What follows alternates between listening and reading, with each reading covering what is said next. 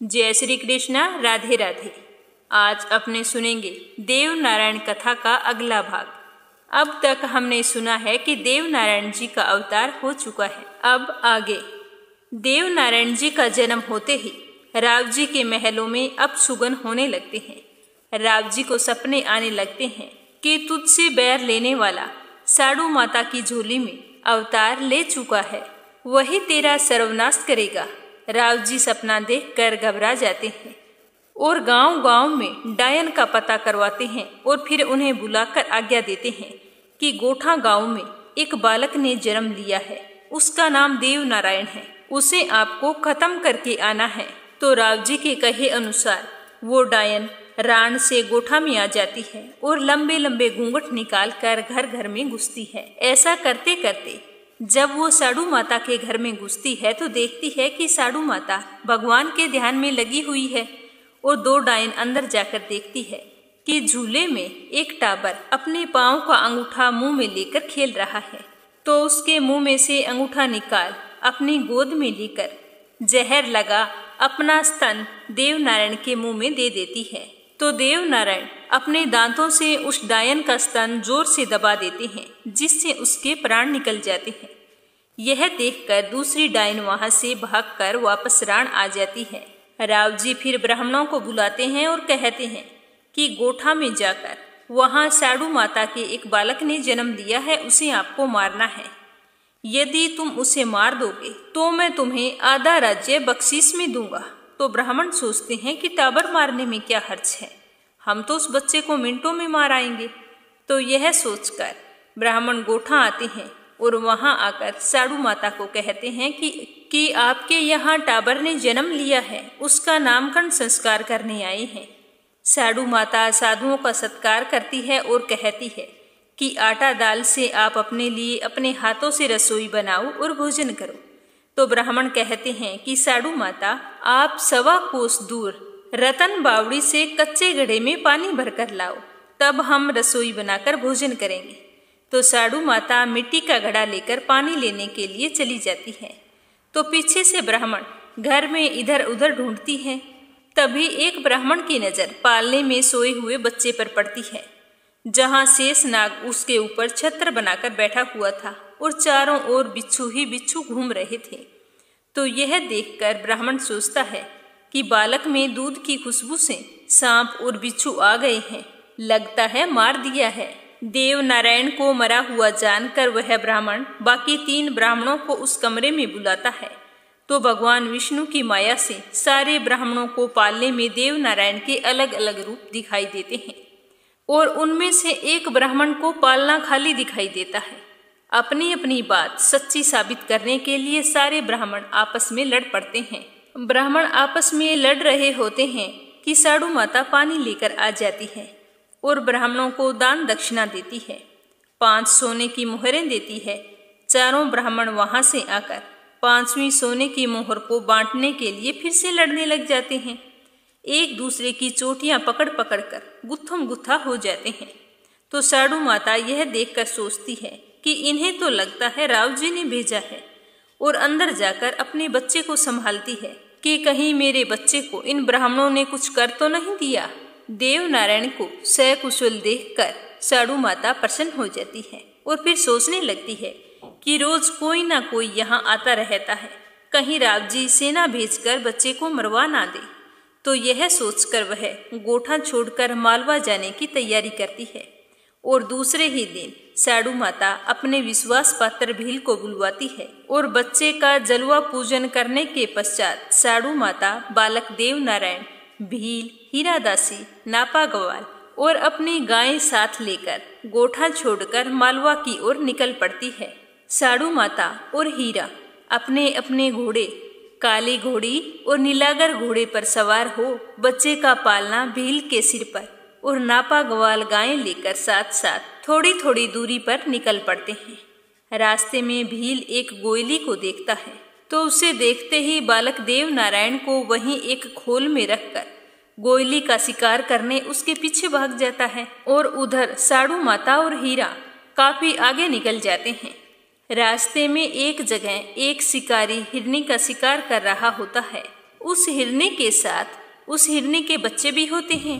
हिरनी अपने बच्चों को बचाए हुए दौड़ रही होती है। तो यह देखकर साडू हीरा से कहती है कि देख हीरा, ये हिरनी अपने बच्चों को बचाने के लिए अपनी जान जोखिम में डाल रही है। शिकारी का तीर अगर इसे लग गया तो ये मर जाएगी। तो यह बात हिरनी सुन लेती है और कहती है कि मैंने इसे जन्म दिया है, इसे झोलियां नहीं खिलाया, इसीलिए मैं अपनी जान देकर भी इसकी जान बचाना चाहती हूँ। तो हिरनी की बात सुनकर साडू माता को अपने बच्चे की याद आती है और वो उसे ढूंढती हुई वापस पीछे की ओर आती है। वापस आकर साडू माता देखती है कि बच्चे का पालना एक पेड़ के नीचे खोल में पड़ा हुआ है और एक शेरनी उसके ऊपर खड़ी देव नारायण को दूध पिला रही है। तो साडू माता यह देखकर अपना तीर कमान संभाल शेरनी पर निशाना साधती है।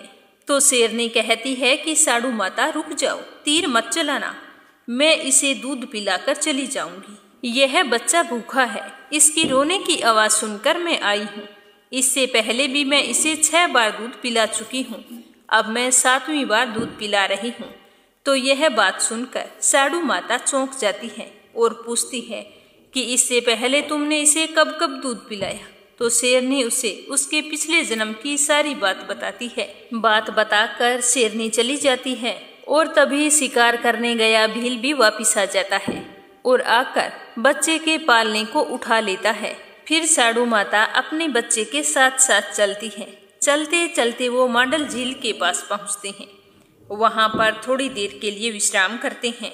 फिर बातचीत करते हुए एक दूसरे को बताते हैं कि यह झील बगड़ावतों के पूर्वजों ने बनवाई है और मांडल जी ने इसके अंदर जल समाधि ली थी। उन्हीं की याद में एक मीनार बनी हुई है जिसे मांडल के मंदारे के नाम से जाना जाता है। कुछ देर सुस्ताने के बाद में वे वहां से चल निकलते हैं। मंडल झील से आगे चलते चलते वो रास्ते में मंडरोप गांव में रुक जाते हैं और वहां पर विश्राम करते हैं। वहां साडू माता और हीरा दासी बिलोना बिलोती है और बची हुई छाछ गिरा देती है।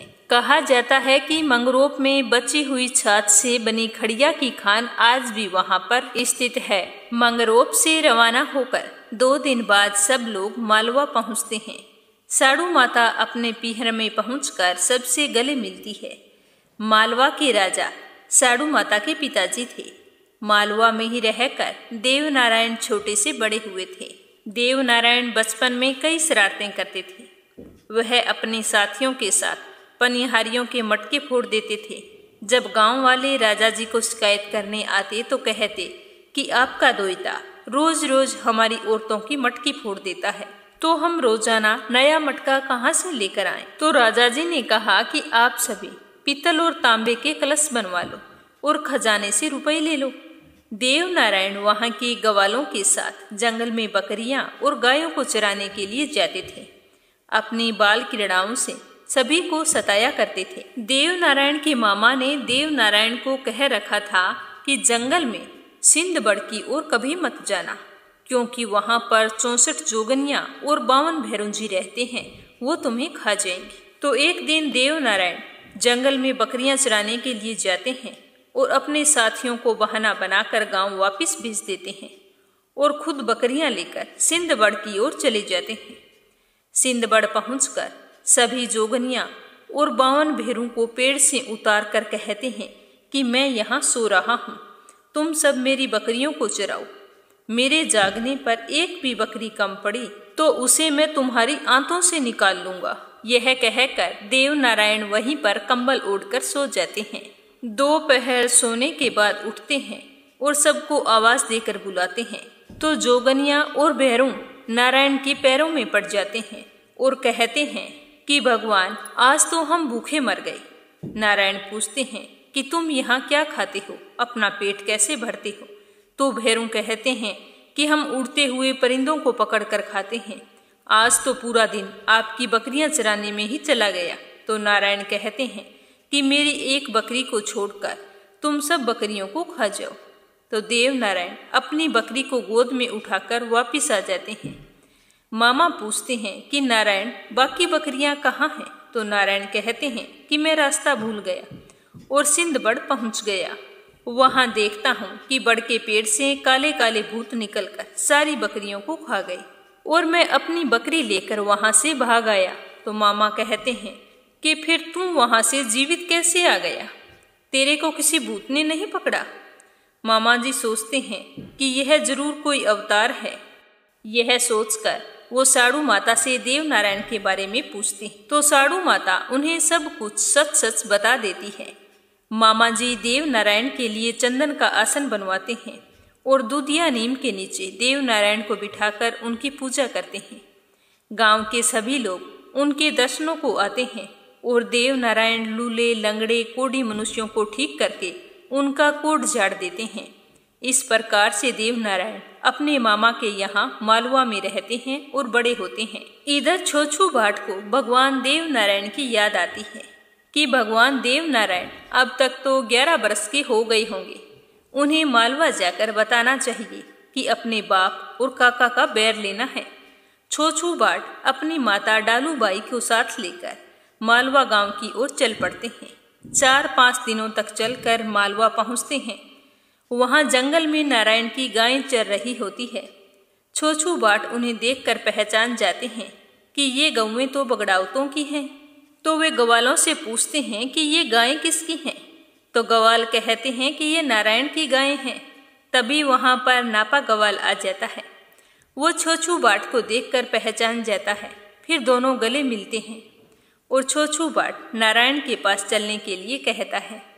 तो नापा मना कर देता है कि मैं तेरे को नहीं ले जा सकता, क्योंकि मुझे साड़ू माता ने मना किया है और कहा है कि छोछू भाट को मालवा में नहीं आने देना, क्योंकि अगर वो मालवा आ गए तो नारायण को बगड़ावतों के युद्ध की सारी बात बता देगा और उन्हें लड़ाई करने के लिए वापस गोठा ले जाएगा।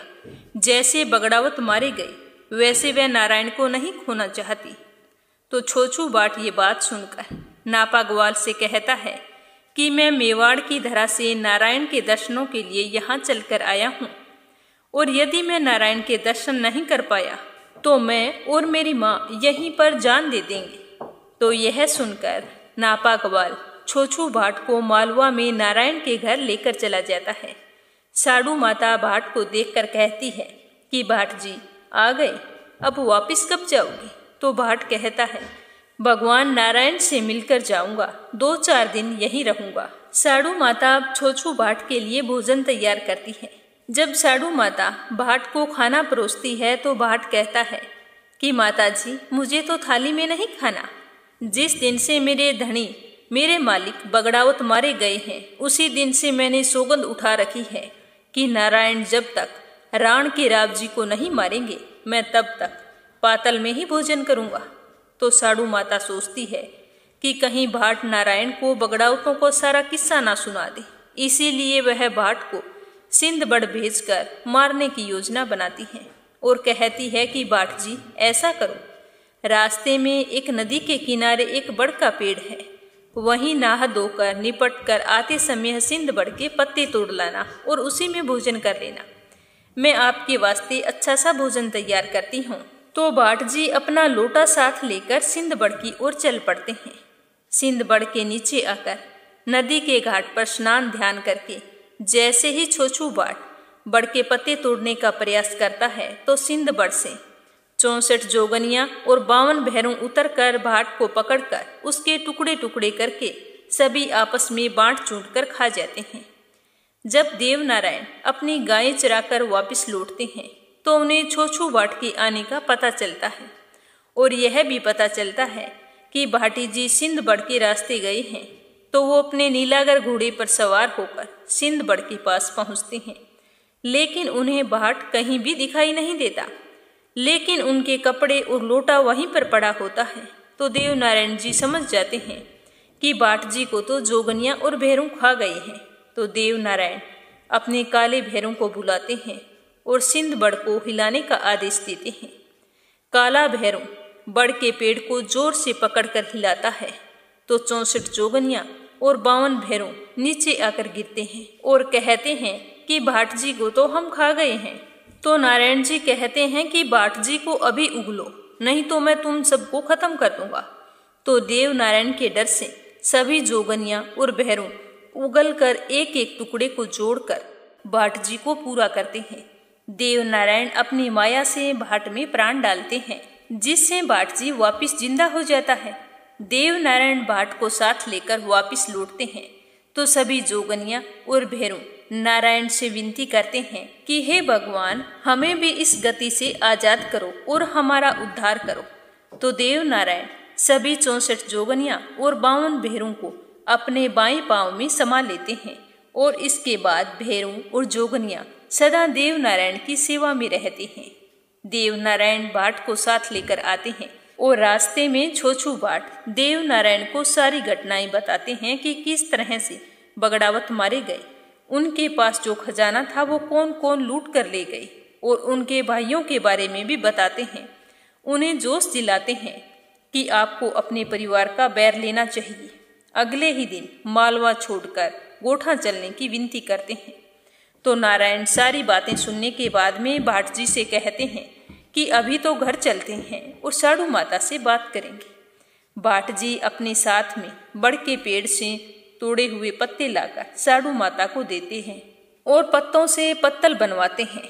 नारायण जी कहते हैं कि भाट जी 2 पत्तल बनाओ, मैं भी आपके साथ पत्तल में ही भोजन करूंगा। तो साड़ू माता सोचती है कि भाट जी तो जीवित वापिस आ गए, इसीलिए वो भाट जी के खाने में जहर मिला देती है। देव नारायण और भाट जी साथ में खाना खाने बैठते हैं। भगवान जी को सारी बात पता होती है कि भाट के खाने में जहर मिला हुआ है।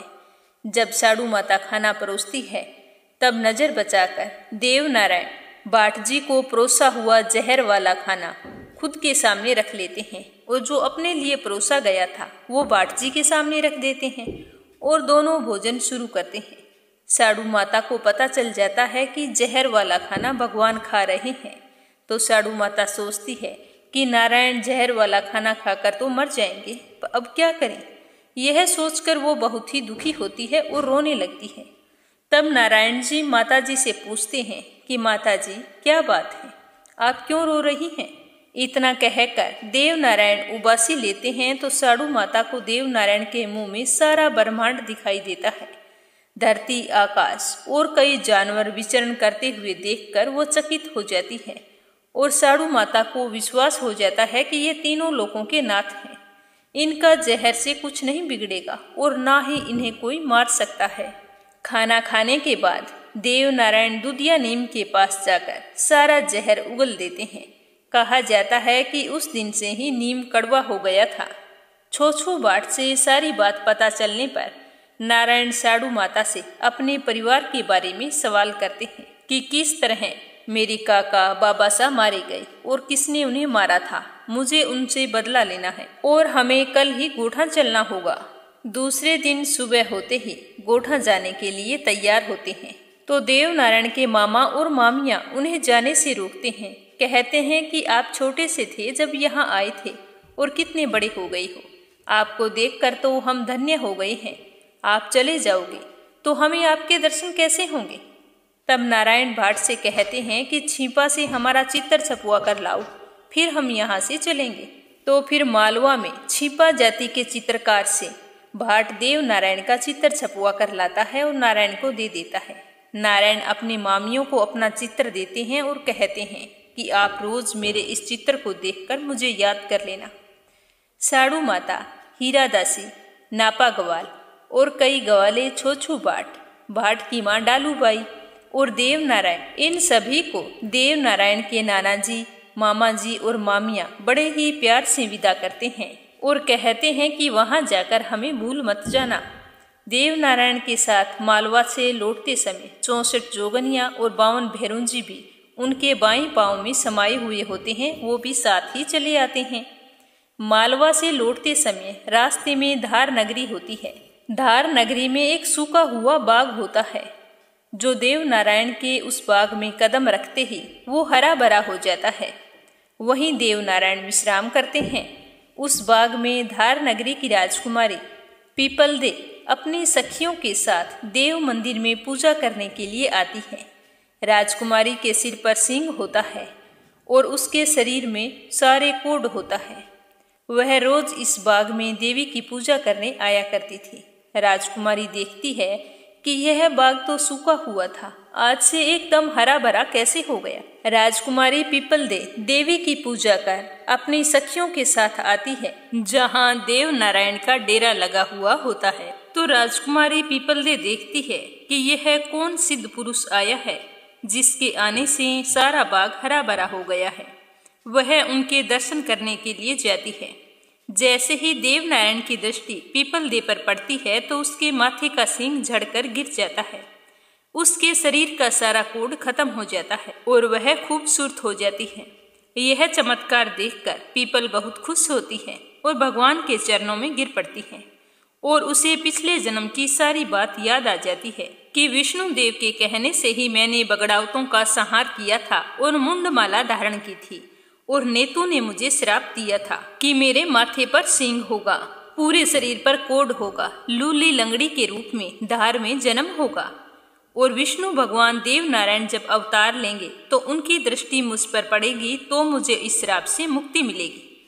पूर्व जन्म का आभास होने पर उसे याद आ जाता है कि देव नारायण के साथ ही मेरा विवाह होगा।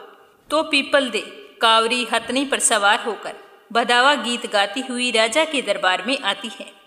तो राजा जय सिंह पीपलदे से पूछते हैं कि यह सब कुछ कैसे हुआ और ये बधावा किसके लिए गा रही हो।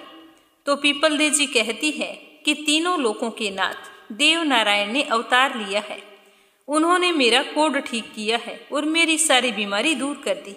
उन्हीं के लिए गीत गा रही हूँ और उन्हीं के साथ मेरा विवाह करवाओ। तो धार नगरी के राजा जय सिंह जी देव नारायण की जात पात का पता लगाते हैं और कहते हैं कि ये विवाह नहीं हो सकता, क्योंकि वो हमारे बराबर के नहीं हैं। पीपलदे विवाह के लिए जिद करती है और अन्न जल छोड़ देती है।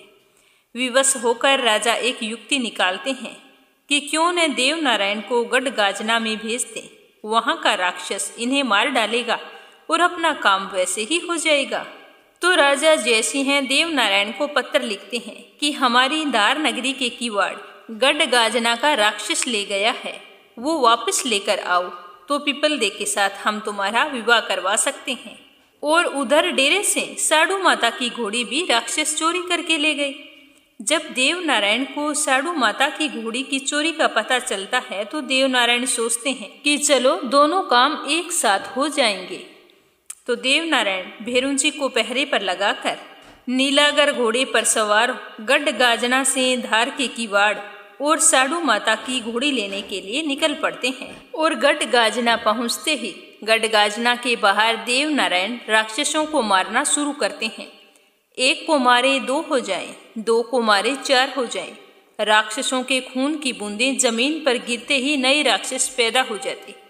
ये देखकर देव नारायण अपने दाएं पांव से 64 जोगनियां और 52 भेरुओं को बाहर निकालकर उन्हें आदेश देते हैं कि इन राक्षसों के खून की एक भी बूंद जमीन पर नहीं गिरनी चाहिए। और अब भगवान राक्षसों का संहार करना फिर से शुरू कर देते हैं। सभी जोगनियां और भैरव जितना भी खून होता है सारा चट कर जाते हैं। इसी तरह सारे राक्षस मारे जाते हैं। अंत में 2 राक्षस बचते हैं, गजदंत और नीमदंत, जो साडू माता की घोड़ी लेकर गढ़गाजना की खाई में कूद जाते हैं और पाताल लोक में छुप जाते हैं। तो भगवान देव नारायण भी राक्षसों के पीछे पीछे पाताल लोक में कूदते हैं। पाताल लोक में पृथ्वी को अपने शीश पर धारण करने वाले राजा शेषनाग आराम कर रहे होते हैं। भगवान के घोड़ों की टापों की आवाज सुनकर शेषनाग उठते हैं। देव नारायण उनसे पूछते हैं कि 2 राक्षस यहाँ आए थे। तो शेषनाग कहते हैं कि हाँ आए थे। तो नारायण कहते हैं कि उन्हें मेरे हवाले कर दो। तो शेषनाग कहते हैं कि भगवान मेरे एक कुंवारी नाग कन्या है, उसके साथ अगर तुम विवाह करते हो तो ही मैं राक्षसों का पता बताऊंगा। तो नारायण नाग कन्या के साथ विवाह कर लेते हैं। पहला फेरा करके चंवरी से उठकर फटकार मारते हैं और सेली बनाकर जोगी भोपा को दे देते हैं, जिसे काली डोरी के रूप में देव नारायण के फड़ बांसने वाले भोपे अपने गले में धारण किए रहते हैं। नाग कन्या से विवाह हो जाने के बाद में शेषनाग देव नारायण को गढ़गाजना का रास्ता बता देते हैं। तो देव नारायण गढ़गाजना पहुंचकर दैत्यराज पर हमला करते हैं। देव नारायण से डरकर दैत्यराज के खास राक्षस गजदंत और नीमदंत दोनों भगवान के पांवों में पड़ जाते हैं और कहते हैं कि धार के किवाड़ हम वापस दे देंगे और ये साडू माता की काली घोड़ी भी हम आपको वापस दे देते हैं। आप हमारे राजा की कुंवारी कन्या चिमटी बाई से विवाह कर लो। तो भगवान नारायण दूसरा विवाह चिमटी बाई से करते हैं और दूसरा फेरा कर चंवरी से उठकर फटकार मारते हैं और लकड़ी बनाकर जोगी भोपा को दे देते हैं, जो देव नारायण की फड़ का परिचय देते हुए भोपा दृश्य दिखाने के काम में लेता है। नाग कन्या और दैत्य कन्या से विवाह करने के बाद भगवान देव नारायण गढ़ गाजना के धार के किवाड़ गजदंत और नीम दंत के सिर पर लदवा कर धार नगरी में भेज देते हैं। तो दोनों राक्षस धार नगरी के बाहर वो दोनों दरवाजे लगा देते हैं।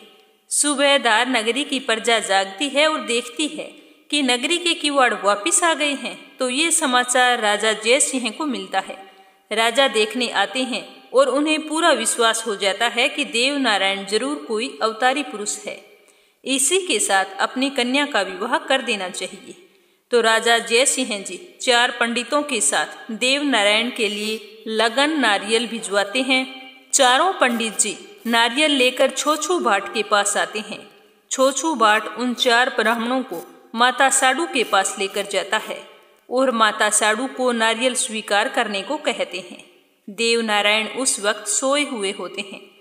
साडू माता उन्हें उठाकर कहती है कि धार के राजा के यहाँ से 4 ब्राह्मण आपके लिए राजकुमारी पीपल दे का लगन लेकर आए हैं। देव नारायण जी कहते हैं कि माता जी पहले कन्या को देखाओ, वो कैसी है, बिना देखे मेरा विवाह करवा रही हो। तो देव नारायण की बात सुनकर साडू माता छोछू भाट को लड़की देखने के लिए भेज देती है। भाट जी पीपल दे को देखकर आते हैं। माता जी को बताते हैं कि राजकुमारी है तो बहुत सुंदर, पूरी तरह से हमारे नारायण के लायक हैं। तो विवाह तय होते ही धार के राजा जी के यहाँ सहनाइयाँ बजने लग जाती है, नगाड़े बजते हैं और पीपल दे और नारायण के डोरा बांधते हैं, मंगल गीत गाए जाते हैं। इस तरह देव नारायण और पीपल दे की शादी हो जाती है। मगर नारायण जी 3 ही फेरे लेते हैं, बाकी के आधे फेरे मंग रूप में आकर लेते हैं। पीपल दे को साथ लेकर देव नारायण जी धार की नगरी से अपने डेरे हटवाकर रवाना होते हैं। धार से चलने के बाद में आगे आकर वे लोग सोनियाना के जंगल में आकर विश्राम करते हैं। भगवान देव नारायण तो 5 पहर की नींद में सो जाते हैं। तो सोनियाना के जंगल में शिव पार्वती बैठे होते हैं। तो पार्वती जी शिव जी से पूछती है कि भगवान ये कौन है। तो शिव जी बताते हैं कि ये विष्णु अवतार देव नारायण। तो पार्वती जी कहती है कि अगर वे स्वयं भगवान के अवतार हैं तो मैं इनकी परीक्षा लेती हूँ। देव नारायण के काफिले को देखकर पार्वती जी अपनी माया से एक राक्षस सोखिया पीर बनाती है और उससे कहती है कि आसपास के 12 कोस का सारा पानी सोख ले। तो सोखिया पीर पार्वती के कहे अनुसार आसपास का सारा पानी पीकर एक पेड़ के नीचे छिप जाता है। अब थोड़ी ही देर में गायों और काफिले के सारे इंसानों को पानी की प्यास लगती है। सभी लोग पानी के लिए तड़पने लगते हैं। गायें जोर जोर से रंभाने लगती है। तो नापा गवाल और अन्य गवाल आसपास पानी का पता करते हैं। तो उन्हें 11-12 कोस तक कहीं भी पानी नहीं मिलता। तो परेशान होकर नापा जी भगवान देव नारायण को जाकर उठाते हैं और कहते हैं कि नींद से जागो भगवान, पानी के बिना गायें और सब इंसानों की जान निकली जा रही है। तो देव नारायण गायों के प्यासी मरने की बात सुनकर नींद से जाग जाते हैं और भैरून जी को आदेश देते हैं कि भैरून आसपास के जंगल में कौन सा पेड़ सबसे हरा है। भैरून जी पता लगाकर बताते हैं कि भगवान देवदा नाम की जगह में एक पेड़ है जिस पर बगुले बैठे हुए हैं और वो हरा भरा है। तो देव नारायण उस पेड़ के नीचे आकर अपने भाले से पाताल में मारते हैं। तो देव नारायण का भाला वहां छुपे हुए सोखिया पीर को जाकर लगता है। तो पहले तो खून बाहर आता है और फिर पानी का फुहारा फूट पड़ता है।